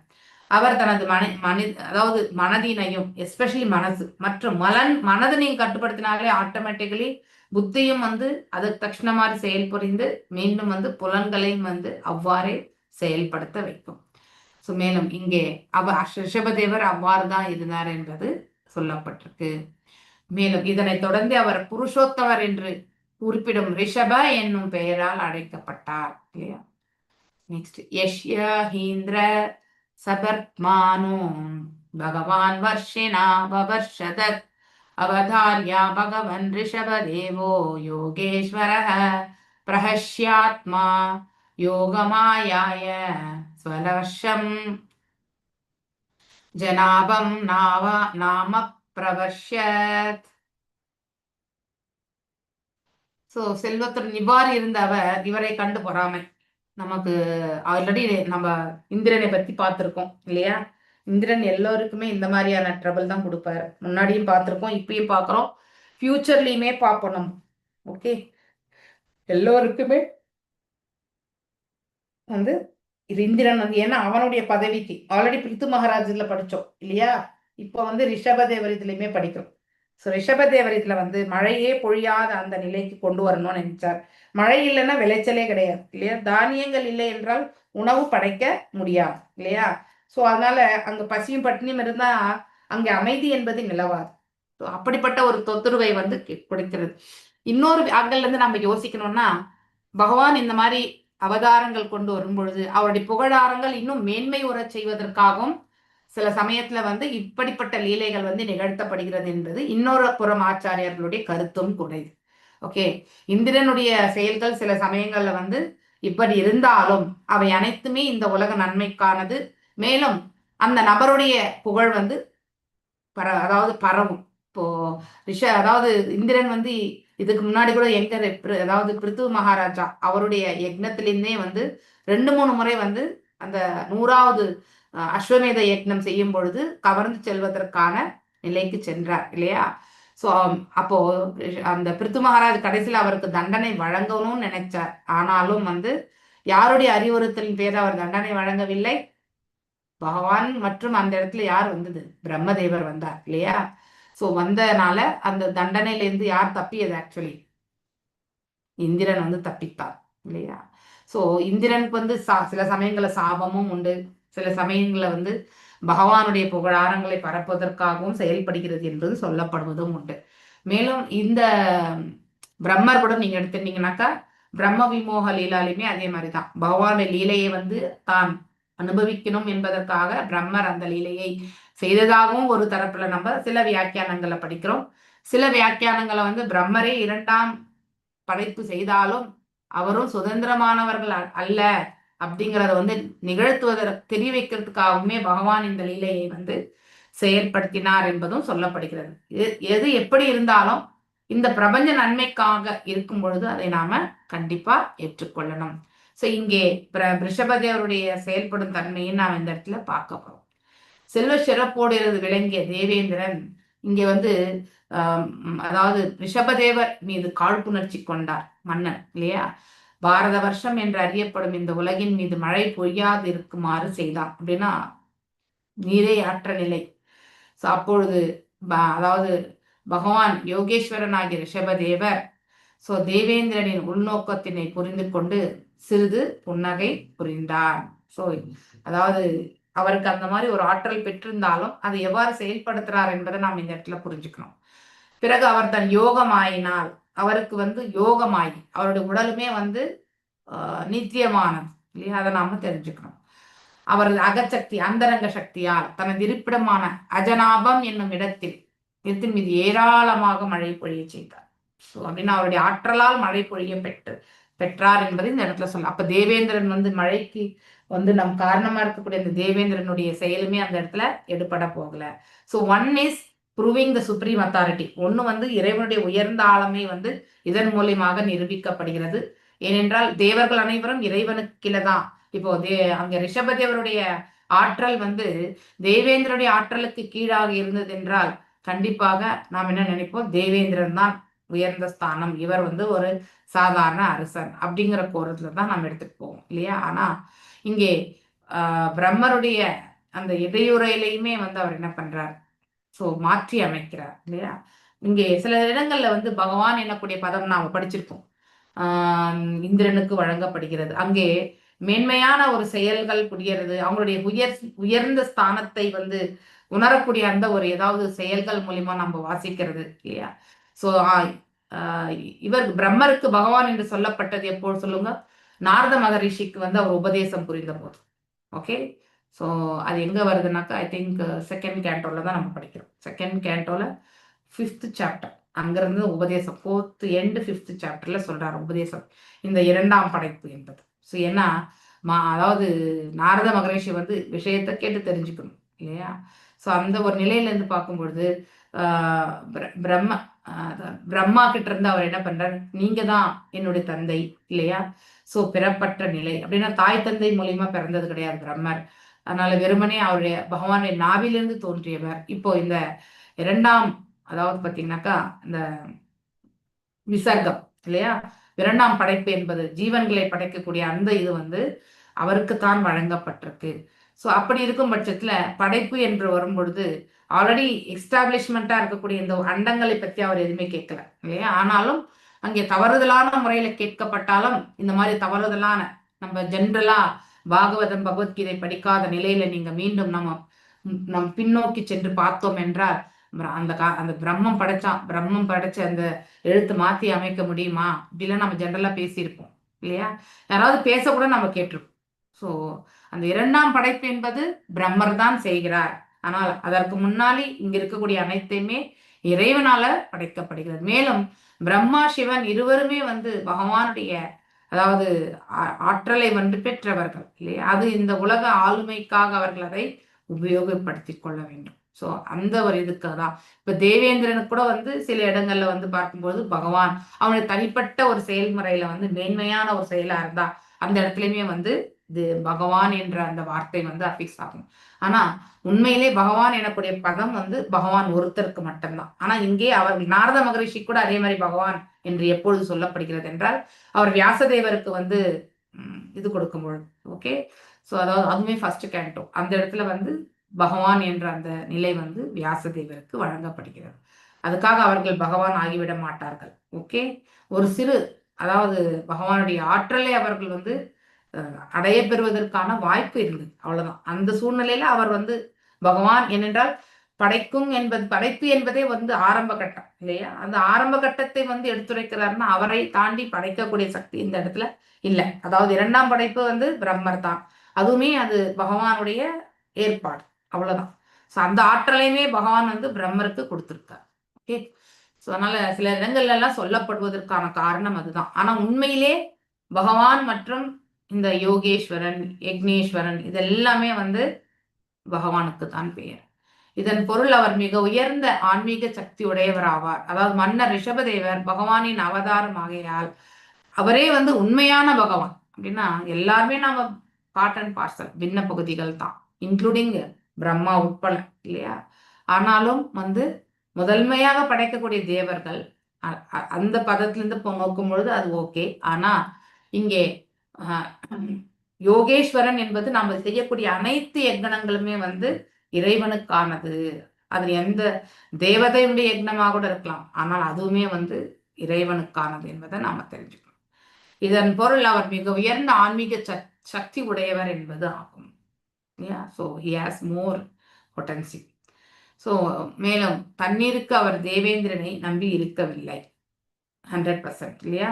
அதாவது அவரே வந்து சுயம் பகவானாக அவதரித்த பிறகு அந்த நீருக்காக அவர் வந்து தேவேந்திரனுடைய மழை மூலியமா தான் அவர் வந்து தரணுன்ற அந்த ஒரு இதுவுமே அவர் வந்து நடைமுறையில் எடுத்துட்டு வரல. அவரே வந்து என்ன பண்றார், ஆக்சுவலி மழையை வர வைக்கிறார் இல்லையா. அதை நாம பார்க்கணும். ஆன்மீக சக்தி உடையவர் அவர். தண்ணீருக்கு அவர் தேவேந்திரை நம்பி இருக்கவில்லை. அவர் தானே தண்ணீரை வழங்க வல்லவர். பகவானால கொடுக்க முடியாது எதுவுமே கிடையாது இல்லையா? அவர் இங்கும் அவர் அதைத்தான் செய்து காட்டினார். பகவத்கீதை யஜ்ஞாதி பவதி பர்ஜன்ய, அதாவது வேள்விகள் செய்வதனால் என்ன வரும்? மழை வரும் இல்லையா? மேகங்கள் வானில் சூழ்கின்றன. மேகங்களும் மழையும் தேவேந்திரன் கீழ் உள்ளது. சோ அதனால் இந்திரன் இதனை மறுதளிக்க பொழுது யஜ்ஞன் அல்லது யஜ்ஞபதி என்றடைப்படும் பகவான் இந்த சவாலை தானே ஏற்றுக்கொண்டார். ஸோ அப்படிப்பட்ட யக்னங்கள் மற்றும் மழை வர செய்கிறது இல்லையா? ஆனால் இந்திரன் இதனை மறுதளித்த பொழுதிலும் யஜ்ஞன் அல்லது யஜ்ஞபதி என அழைப்படும் பகவான் இந்த சவாலை தானே ஏற்றுக்கொண்டார். இதனை தொடர்ந்து அஜனாபம் என்ற இடத்துல அநேக மழையை பொழிய செய்தார் என்று சொல்லப்படும். யஜ்ஞபதி ஒன்றை விரும்பும் பொழுது அவர் பிறர் துணையின்றி எதையும் செய்ய வல்லவர் ஆவார். இதை நாம் கண்டிப்பா புரிஞ்சுக்கணும் இல்லையா? அதாவது யாருடைய தொடர்பும் இன்றி யஜ்ஞபதியால இந்த காரியத்தை செய்ய முடியும் என்பதை இங்க விளக்கப்பட்டிருக்கு. மேலும் ஆகையினால் பரமபுருஷ பகவான் எல்லாம் வல்லவர் என்று, அதாவது அமிஷியன்ட்னு சொல்லுவோம் இல்லையா? அனைத்தையுமே தன்னுடைய கட்டுப்பாட்டின் கீழே வைத்திருப்பவர். ஓகே. சோ மேலும் கலியுகத்தில் மக்களின் அறியாமையினால் யஜ்ஞத்திற்கு தேவையான பொருட்கள் தட்டுப்பாட்டினால் யஜ்ஞங்கள் செய்வது புறக்கணிக்கப்படுவதனாலும் இறுதியில் தண்ணீர் தட்டுப்பாடு ஏற்படுகிறது. கரெக்ட். நம்ம என்னெல்லாம் கொடுக்கணுமோ, ஒண்ணு நாம அட்லீஸ்ட் இயற்கையினுடைய அதாவது அதனுடைய ரூல்ஸ் நம்ம ஃபாலோ பண்ணணும். அப்படி நம்ம எல்லாம் வல்ல இறைவனை ஃபாலோ பண்ணும்பொழுது அதற்கான கருத்துக்களையுமே நாம புரிஞ்சிக்க முயற்சி பண்ணணும். ரொம்ப ரொம்ப முக்கியம் அது ஆக்சுவலி. ஸோ இங்கே இந்திரனால் மழை பெய்ய வேண்டிய அவசியம் இல்லை. ஆனால் அதற்கு ஈக்குவலண்டா ரிஷபதேவர் செயல்படுத்தினார் என்பது பொருள். ஓகே. கலியுகத்துல இது எல்லாமே சர்வசாதாரணமா இருக்கும். அதனால ஃபியூச்சர் நம்ம கூட ஐ திங்க் மேபி நான் காலேஜ் படிக்கக்கூடிய காலகட்டங்கள் நினைக்கிறேன் 90ஸ்ல 85லேருந்து 90க்குள்ள பார்த்தீங்கன்னாக்கா அப்படி ஒரு வறட்சி, எஸ்பெஷலி வடக்கு தமிழ்நாடு. ஸோ நான் வடக்கு தமிழ்நாடுன்றதுனால சொல்ல வேண்டியது, கண்டினியூஸா மழையே கிடையாது. ஒரு 3 வருஷம் 4 வருஷம் மழையே பார்க்க முடியாம, நீர் கிடையாது. வெயில் காலம் அப்படியே ரொம்ப டீஹைட்ரேட் ஆயிட்டு இல்லையா? உடல்ல நீர் சேமிப்பே இருக்காது. தண்ணியே இந்த கார்பரேஷன் வாட்டரே வராது. ஸோ அப்படியெல்லாம் ரொம்ப அவஸ்தைப்பட்டோம். அதே மாதிரி விளைச்சலுக்கு கூட கிணற்றுல தண்ணியே கிடையாது, வற்றி போன கிணறுகள். இதெல்லாமே நம்ம படிச்சிருக்கோம் இல்லையா? அதனால மழை என்பது எவ்வளவு முக்கியன்றதை நாம தெரிஞ்சுக்கணும். யஜ்ஞை சங்கீர்த்தன பிரணாய யஜந்தி, அதனால் அதாவது யஜந்தி சுமேதச அப்படின்னா என்ன அர்த்தம்னாக்கா, சாதாரணமாக யஜ்ஞம் எனப்படும் பொருள் முழுமுதற் கடவுளை திருப்திப்படுத்துது இல்லையா? யஜ்ஞத்துல நாம கொடுக்கக்கூடிய அவிர்வாகம் எல்லாம் யாருக்கு போய் சேர்க்கிறது?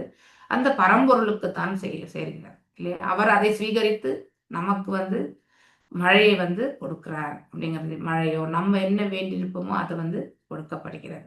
ஆனா இங்க பொது பலன், இங்க நீங்க ஒண்ணு பார்க்கணும், ரிஷபதேவர் தன்னுடைய சுயநலத்துக்காக எதுவுமே செய்யலாங்க இல்லையா? பொதுவான பலனுக்காக அவர் செயல்பட்டார் என்பதை இந்த இடத்துல பார்க்கணும். இக்கலியுகத்துல பயங்கர வறுமையும் இல்லையா, அறியாமையும் இருப்பினும் எஸ் இல்லையா, ஒரு ஒரு ஒரு குறிப்பிட்ட இடத்துல பாத்தீங்கன்னா ஃபுல் வறுமை இருக்கலாம். ஸோ ஒரு இடத்துல பாத்தீங்கன்னாக்கா ரொம்ப மாட மாளிகையா ரொம்பவுமே செல்வ செழிப்புல உயர்ந்து காணப்படலாம். இப்ப இந்த வித்தியாசத்தை நான் பிருந்தாவன யாத்திரையில போகும்பொழுதுதான் நான் கவனிச்சேன். அது வரைக்குமே நான் கவனிக்கல.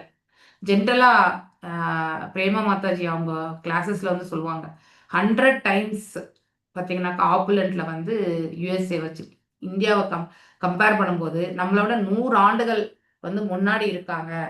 ஸோ அவங்களோட செயல்பாடுகள் எல்லாமே நம்மளால இட் இஸ் வெரி டைனமிக் அப்படின்னு சொல்லுவாங்க. ஸோ அப்போ அவங்க முன்னோடியா இருக்கிறது நாகரிகம் என்ற பெயர்ல அவர்கள் ஆற்றக்கூடிய அதர்ம செயல்கள், அதுலதான் முன்னோடியா இருக்காங்க. இப்ப நான் இப்ப வாழ்ந்து கொண்டிருக்கிற இந்த பெங்களூர்ல நான் பார்த்திருக்கேன். நான் இந்த இடத்துக்கு 28 வருஷம் ஆச்சு. அந்த காலகட்டத்துல 1998ல வந்தப்போ 98ல வந்தப்போ பாத்தீங்கன்னாக்கா அவ்வளோ இல்லை, ரொம்ப அன்பான மக்களை தான் நான் பார்த்திருக்கேன். ஸ்டில் அதாவது இந்த இடத்துல யார் வந்தாலும் பொழைச்சுக்குவாங்க. பெங்களூர்லயும் சரி, இந்த கர்நாடகத்துல இருக்கிற உண்மை சொல்றேன். ஸோ அந்த அளவுக்கு மக்கள் ஒரு கள்ளம் கபடமற்ற நிலை நிறைய இடங்கள்ல நம்ம கண்டிப்பா பார்க்கலாம். ஸோ ரொம்ப பீஸ்ஃபுல்லாக ஒரு அமைதியாக போகிறதுக்கான உண்டு. ஆனால் எங்கிருந்தோ வந்த மக்கள் நிறைய பேர் இங்கே சேர்ந்து இருக்கிறதுனால இந்த கலாச்சாரத்தில் வந்து வேறுபாடுகள் என்பது இருக்கிறது. அதுவும் எஸ்பெஷலி நார்த்லேருந்து வந்தவங்க வந்து நிறைய பேர் இங்கே செட்டில் ஆனதுனால தான் இங்கே ரொம்ப கலாச்சாரமே வந்து பார்த்திங்கனாக்கா ரொம்ப டிஸ்டர்பன்ஸாக இருக்கக்கூடிய காலகட்டங்கள் இப்போ ஆக்சுவலி. ஓகே, நம்ம வீட்டு குழந்தை சம்ஸ்காரமாக இருக்குன்னா அதை நாம் இறைவனுக்கு ஆற்றக்கூடிய தொண்டு தான். ஸோ அதை நாம் இனிமே எதிர்பார்க்கறது ரொம்ப ரொம்ப கஷ்டம். ஸோ அப்படி இருக்கும் பட்சத்தில் நம்ம இதுவே வந்து யூஎஸை கம்பேர் பண்ணும்போது நம்ம ஒன்றுமே கிடையாது, பின்தங்கி இருக்கக்கூடிய நிலையில் இருக்கோம்னு அர்த்தம். ஸோ விருந்தாவன யாத்திரைக்கு போகும்பொழுது அங்கே ரொம்ப ரொம்ப எளிமையான மக்கள் இல்லையா, சிம்பிளான வாழ்க்கை இல்லையா, இதெல்லாம் பார்க்கும்பொழுது நம்ம நாகரிகம் என்ற பெயரில் வந்து எக்கனாமிக் டெவலப்மெண்ட் பெயரில் நம்ம அந்த இடத்த கம்பேர் பண்ணோம்னா ஒன்றுமே கிடையாது. அந்த இடத்துல நத்திங். நம்ம இந்த இடத்துல வீட்டில் வந்து எல்லாமே நமக்கு கிடைக்கிறது. நீங்கள் நார்த்தெல்லாம் போனீங்கன்னாக்கா நல்ல புஷ்பங்களே கிடைக்காது. அங்கே இந்த மாதிரி இந்த சாமந்தி ஒரு மாதிரி சாமந்தி இருக்கலாம், அதை நம்ம பகவானுக்கு நம்ம ஈவன் நீங்கள் காலையில் மங்களாரத்தி இஃப் யூ சி இந்த மயாப்பூர்லாம் பார்த்தீங்கன்னாக்கா கில்வி அந்த அந்த அந்த புஷ்பத்தை நம்ம சாத்தவே மாட்டோம். ஆனால் அந்த புஷ்பங்கள் தான் இருக்குமே மெஜாரிட்டியாகவே இருக்கக்கூடியது அதுதான். ஓகே, நம்மள மாதிரி வெரைட்டியாக ஃப்ளவர்ஸே கிடையாது. So we should be very blessed. நம்மளாம் அதை நினைக்கணும். நமக்கு பகவான் இதெல்லாம் கொடுத்துருக்கார் இல்லையா, நமக்கு மல்லிகை கொடுத்துருக்கார், முல்லையை கொடுத்துருக்கார், ஜாதி மல்லிகை கொடுத்துருக்கார் இல்லையா, எவ்வளோ வாசமான புஷ்பத்தை எல்லாம் பகவான் கொடுத்துருக்கார், பாரிஜாத மலரை கொடுத்துருக்கார் இல்லையா, அழகழகான வண்ணங்கள் கொண்ட மலர்களை எல்லாம். இப்போ நீங்கள் சாமந்தி எடுத்துட்டீங்கன்னா எத்தனை கலர் சாமந்தி, பர்பிள் இருக்கு இல்லையா, combination of yellow and red, dark red, அடுத்து வந்து அதுலேயே வந்து ஒரு பர்பிள் ரெண்டு கலர் சேர்ந்து ஒரு இது நிறைய இருக்கு, பிங்கா நிறைய இருக்கு ஆக்சுவலி இல்லையா. அதெல்லாம் நம்ம பார்க்கும்பொழுது இத்தனை புஷ்பத்தை பார்க்கும்பொழுது இறைவனுக்கு சாட்டினா எப்படி இருக்கும் அப்படின்னு நம்ம மனசு வருது இல்லையா. அதை நாம உபயோகப்படுத்திக்கணும். பகவான் நமக்கு இதெல்லாம் கொடுத்துருக்க இல்லையா. அதை நம்ம செய்யக்கூடியது சின்னதுதான், அது ஒரு பெரிய விஷயமே கிடையாது. பகவான் நம்மகிட்ட எதுவுமே கேட்கறது இல்லை, அவருக்கு எல்லாமே இருக்கு. ஆனா நாம அந்த அன்பை நாம் எப்படி செலுத்துறோன்றதான் பாக்குறாரு. ஸோ அவரிடத்துல நாம் அன்பு கொண்டு செலுத்தப்படும் போது அல்டிமேட்டா இதெல்லாம் எதுக்கு சொல்றாங்க இல்லையா, இதெல்லாம் கேட்கிறோம் எதுக்கு, பாகவதம் எதுக்கு கேட்கிறோம், நம்மள நாம தயார்படுத்திக்கிறோம் எதுக்கு, அடுத்த பிறவிக்கோ இல்லை நம்ம அடுத்து இந்த உடலை விட்டா என்ன நிகழும் என்பதை வந்து நாம தயார்படுத்திக்கக்கூடிய ப்ரிப்பரேஷன் ஃபேஸ் இது இல்லையா. Death is exam, till then we are on the preparation இல்லையா. இப்போ உங்களுக்கு 9th சாப்டர் எக்ஸாம் வந்து அடுத்த வாரம் சொன்னாக்கா நீங்க என்ன பண்ணுவீங்க, இந்த வாரம் எல்லாம் உட்காந்து படிச்சிருவீங்க இல்லையா. அது போலதான் இந்த வாழ்க்கையுமே நாம இறைவன் தொண்டாற்றுவதற்காக நம்ம வந்து உணர்றோமா, இல்ல இந்த பௌதீகத்தை வந்து அனுபவிக்கிறதுக்காக செயல்படுத்துறோமா.